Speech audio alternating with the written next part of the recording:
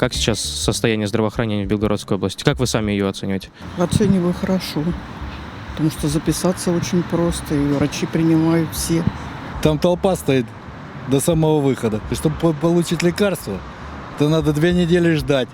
Своего терапевта нет. Бардак сплошной и полный в этой поликлинике. Я сама медработник, отработала 52 года в медицине.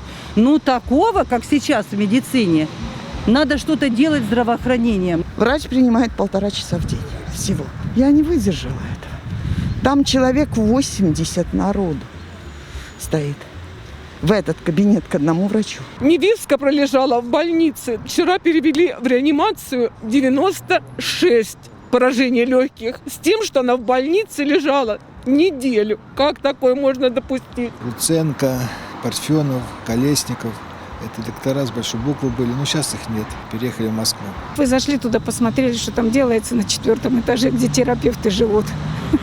Это что-то страшное, потому что терапевтов не хватает, и очередь сильно-сильно большущая. Долго ждали в очереди?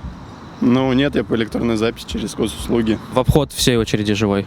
Нет, там как, через одного человека, грубо говоря, живая очередь, электронная очередь. В регистратуре невозможно дозвониться с утра, с раннего утра.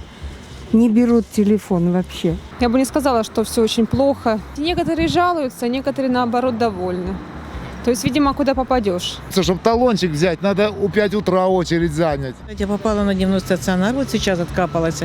Я хочу сказать, это что-то. Я настолько довольна, настолько я воодушевлена. Но почему у нас такое здравоохранение на нуле? Под красную зону отдали хирургический корпус. Но это же не выход из положения. А люди, которым надо лечиться в хирургическом отделении, тогда им куда идти?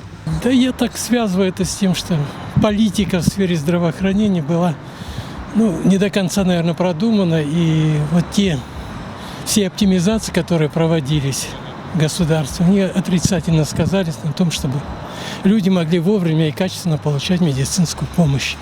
В наше время, чтобы болеть, ходить по больницам, нужно иметь отменное здоровье. Вот что я вам скажу, ребят.